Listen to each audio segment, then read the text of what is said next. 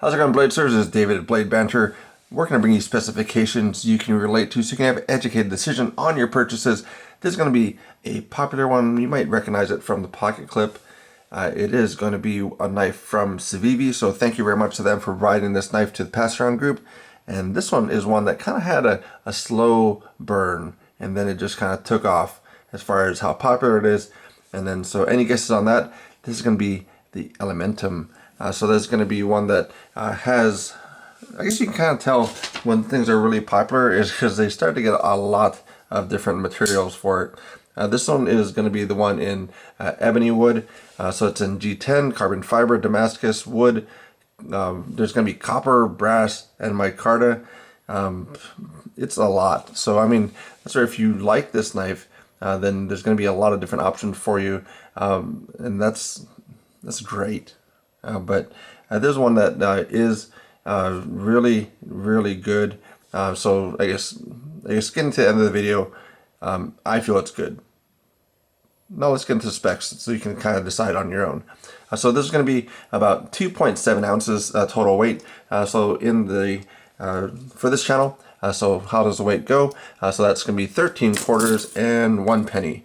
So that's going to be the weight for that. So if you have that available for you, you can pick that up, see where it is, so you know what that is for yourself, so you can get that kind of in-hand feel. This is going to be about $50 all the way up to about $89.25, and then MSRP about $59 to $105. So that $105 is going to be that carbon fiber and Damascus.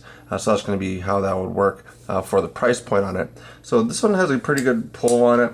So for my preference, it's going to be about 2 to 3 pounds of pull for the knife to be opened, and that's going to be what I prefer in some of the knives. So that's going to be 1 pound 12.9, so just in that 2 pound mark, which does make it an easy flip for it, and that's something that's pretty decent. So this light switch is going to be the only way that you're going to be open this, because the push button you can't do, because basically anytime the flipper tab is going to be above the actual pivot, you can't push it straight through. So anytime it's going to get a push button, it's going to be underneath the pivot, because you can't push button it because you're pushing it right into that pivot. So you're going to be light switch is the way you're going to open for that. Pinch and roll. So basically you're able to pinch it, roll it out, and then of course traditional style is going to be just grabbing it 2 hands. You can inertia flip this. Very difficult. It's difficult to do. So let's see if I can even do this. But so it's hard to do. So really you can't do that, because inertia is really, you're just giving enough force to basically overcome that 2 pound detent to get that to be opened up. As far as the actual length of it, so that's where they say it's under 3 inches, but I guess it depends on where you measure for it, because basically it's 2.95 is what I measured to the round of the blade or the handle here. 3.12 was down to the actual end of the round on the handle itself. So it could be that 3-inch mark, could be a little bit bigger, depends on what they do for it. And then the cutting edge on it is 2.86. So how I get the cutting edge on it, so basically for this, so instead of just measuring the straight across, I basically would roll the blade. So if I actually go from here and then roll the blade down, and that would be the actual cutting length of the knife. So that's going to be 2.86 for the cutting length on this knife here. And then it is a hollow grind. Civivi, they do a really good hollow grind for it. D2, so that's going to be about the 7th percentile for corrosion resistance, and probably about the 46th percentile roughly for edge retention. So it does pretty good for edge retention. Just something that you're gonna have to take care of for your blade. You're not gonna be going to the ocean with it. You're gonna just get rust spots on it. But that's gonna be D2. So handle about 4 inches. So behind the edge thickness, this one's about 5 sheets of paper. So you take that out of your printer, then that's where you can get the actual thickness, so you can see what that looks like. That's about 18 thousandths. And then also the degree of ramp. So when you're closing the knife, so basically from the disengagement to when it's actually onto the handle, or onto the detent ball is onto the blade entirely, that's going to be 13 degrees, which is really good. Because 20 degrees is really good, 30 degrees is not bad.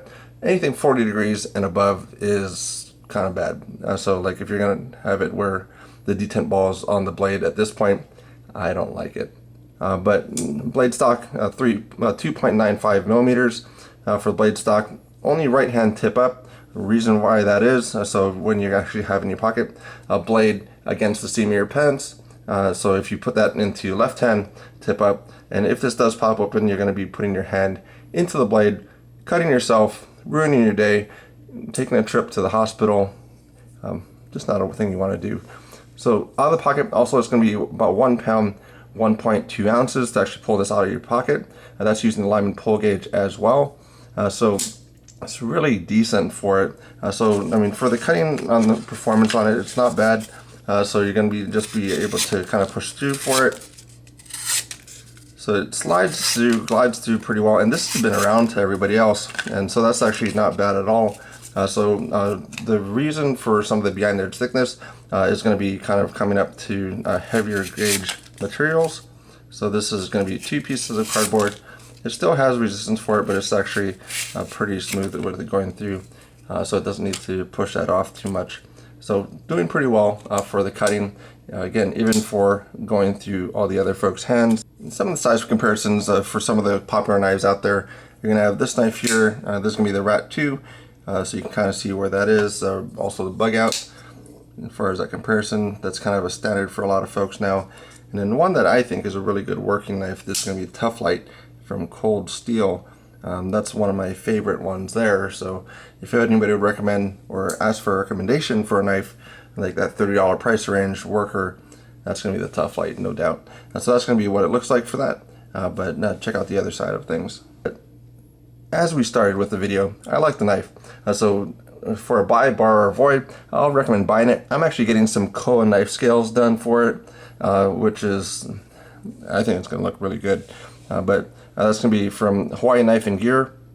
So he's doing some Koa scale, so it's going to be, instead of this wood or the micarta, it's going to be actually Koa wood. So if you haven't seen Koa, go check out Hawaii Knife and Gear.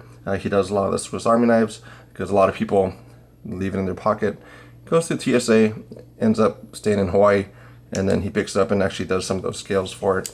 So that's something to do for that as well.